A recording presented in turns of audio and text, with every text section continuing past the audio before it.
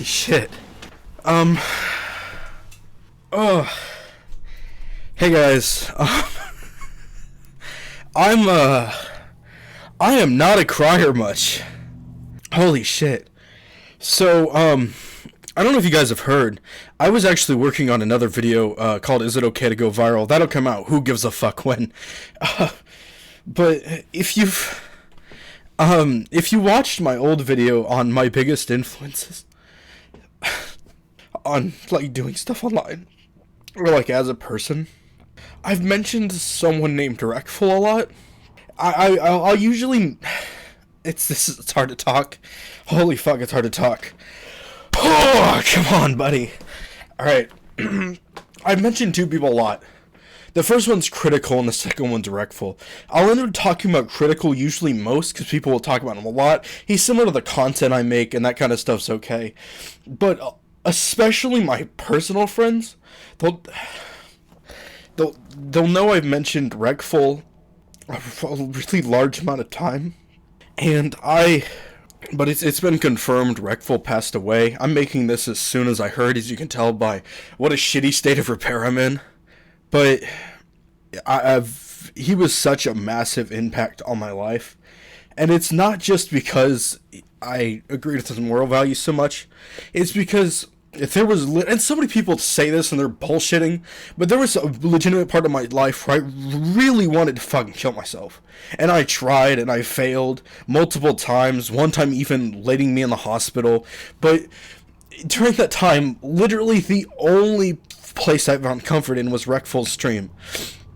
This was during the time when Reckful started doing a lot of IRL streams. And even though I felt agoraphobic and I couldn't leave my house, and I had no friends, that I could still watch Reckful's stream and feel better. And I've always given people so much shit when a content creator passes away, because it's like you never really fucking knew him. And I gave, and I'll be honest, when Attica died, I gave a whole bunch of people shit because I'm a fucking piece of shit.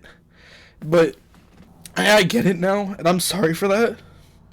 I had a thing, and my streams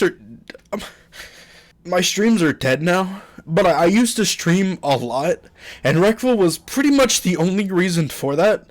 I looked up to what he did so much, and the reason I started streaming was because he stopped streaming near as much, and I missed his streams so much that I tried to emulate them myself.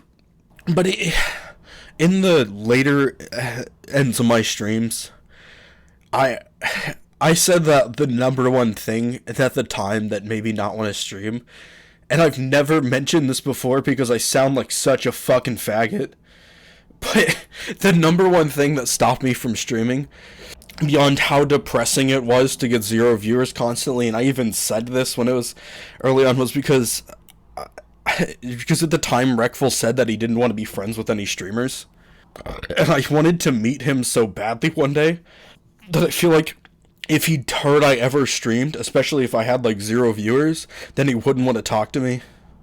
And I wasn't a stalker of him. I wasn't wanting to like stalk him and get a hold of him. I'm just like, if I ever went to a convention able to meet him and I talked to him and he figured I was a streamer, if that made him not want to talk to me, that affected me so much that it made me stop streaming.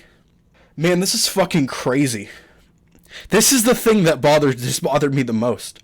2020 has been a year with, like, coronavirus and the riots, and I got coronavirus, and I still continue saying I don't really give a fuck, just be safe.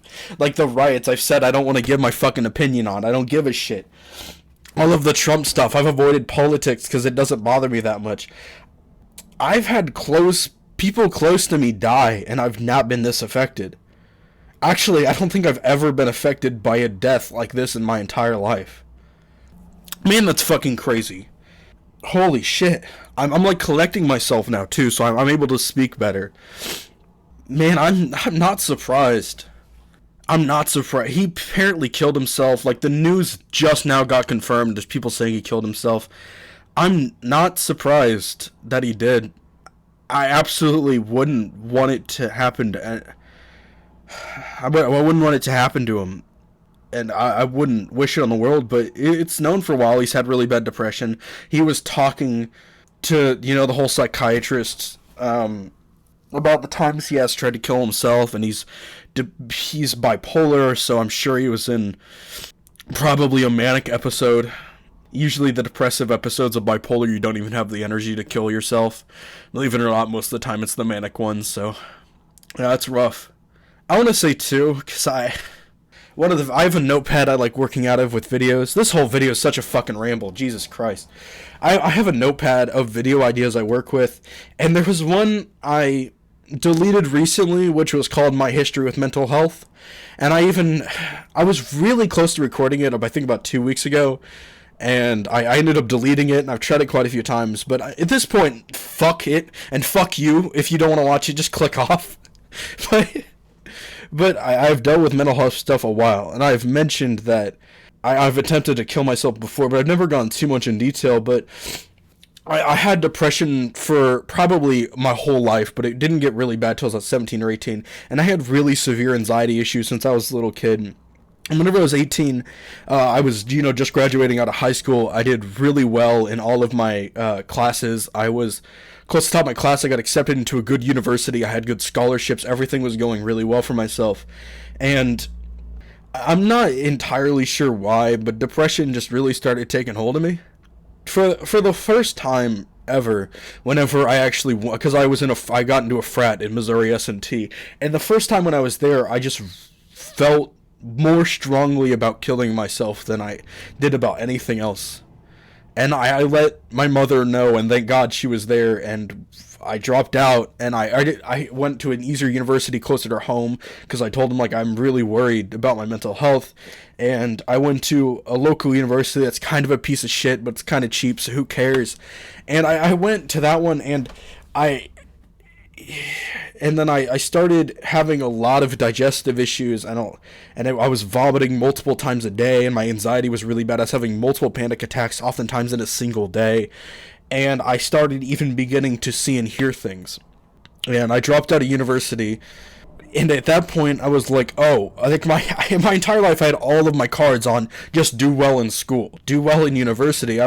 Did very well in my studies. I was never worried about, oh, I'm just gonna fucking, I'm going to find a contingency plan, because that's generally the plan everyone just tells you to go with, and if it's going well, you might as well. So at that point, when all of that fell apart, it made me incredibly bad, and I tried getting a job, and I kept losing jobs, and eventually, I had a couple attempts, but nothing really serious came out of them, but there was one time where because I was in medical classes, I knew how to find academic medical databases. I found the average lethality it would take to take escitalopram, and I took 2 times that amount for a person my weight. And I luckily vomited up a little bit of it, got sent to the hospital. I don't remember very much of it, but I was okay, and I ended up staying at the psych ward there for a while. I think and then a little after that, I was diagnosed with schizophrenia, and that's just something I'm going to have to live with for the rest of my life. But I think shortly after that, I kind of realized that I was a piece of shit, and nothing really mattered. And that's kind of was like nihilism kind of became a philosophy that helped me feel a lot better. And even literally yesterday, I wrote a Google Doc just to try to make myself feel better, because I already wasn't feeling well. Yesterday or the day before, I haven't really been uploading, so I was kind of feeling shitty, and I wrote something down, and what I wrote down was, quote, I was not put on this earth to be happy. I was not put on this earth to feel fulfilled in my life. I was not put on this earth to find significance in my own actions. Nihilism is what helped me in the darkest times of my life, knowing that no matter how useless I was, no matter how little I valued myself, none of that mattered. If I were to die taking away more from the world than what I brought to it, then that would be okay. I think to any healthy-minded person that would be an incredibly depressing thought, but to a person who is desperately trying to bring an end to their own life, it was the most comforting thing I could tell myself. To me, nothing mattered. There was no point in bringing happiness to myself. It is nothing more than chemicals in my brain that came from evolution, which only came from us bringing to where we are now. It is everything about the journey if the destination would mean no one ever knew there was a journey. We are heading towards an inevitable cycle. While science may argue if the Big Bang is a process of repeating events, what is a guaranteed fact is that once it happens, there is no knowledge of what came before it. Even if we are to forever be expanding outwards, it will inevitably lead to not only the death of all life, but the death of all matter's ability to carry information about the past. This is not an existential crisis. This is an acceptance of reality, an acceptance that existence is futile. There is no point in only my own existence, but no point in anyone else's either. But who am I to judge? Even if I become hyper-focused on everything's inevitable end, why should everyone else? Nihilism is for most people become only an excuse to use, an excuse for people to cause pain to others and write off any repercussion. It's something I told myself to justify the pain it would cause others if I were to kill myself. If there is no point in anything at all for yourself, that means the only thing in your life that should matter is bettering others. To make someone else laugh, to make someone else feel loved, to make someone else feel the happiness that you can't. The number one goal you should have is to make sure no one else feels the way that you do. Whether you like it or not, the significance of others find in the life around them matters to them. End quote. So, that was 2 days ago, actually. I wrote that on June 30th. I know it's some, shitty, pretentious shit, and I'm sorry for that, but I didn't plan on doing anything with it. I just wrote it to myself to try to make myself feel better. It got kind of hard, especially the last paragraph to read there. But yeah, and I kind of got to that point with my mental health, and I started really feeling better, where it's like, even if I find no hope in my own self, then I might as well try to make other people feel better, because it doesn't mean anything to me, but it does to others, and that's all that matters. And I should say now, too, that I'm genuinely happy. I know, despite the fact that I'm crying like a fucking infant right now, that I'm really happy with my life. For the first time in my life, I'm genuinely productive. Even though I'm working, and I'm sorry, because I know some people in my work field that see this shit, and I'm sorry you're seeing me look like such a piece of shit. But I work a shitty blue-collar job. I get paid like a fairly small amount, and it's not an easy job. But I have a job, and I'm able to hold on to a job. And I have stuff going for YouTube, and I'm doing stuff on eBay again. And I'm even actively working now on programming and other technical knowledge, so that way I'm able to actually find a good job. I think I really realized that I should stop hoping so much that the YouTube stuff's going to play out, and I should develop an actual skill that have me get a job. Because if I have to just keep working shitty blue-collar jobs the rest of my life, then what's the point? So I'm working hard to better it. And I'm really happy with where I am right now. And so much of that is to thank for Reckful. When I was in that shittiest part of my life, when I was in the part I was dropping out of university and nothing mattered to me anymore, the only thing in my life that genuinely made me happier was Reckful's stream and the couple of buddies I talked to on TeamSpeak 3. I didn't have much, but those things meant a lot to me. I have so much of my happiness now to thank for Reckful. And I didn't... I understand I'm a random person, and he didn't know me at all, but I can't help but thinking that I deserve to do something to better his life. That maybe there's something, even me, someone he doesn't know at fucking all. Like, maybe there's something I could have done to make this not happen. Man, this is rough.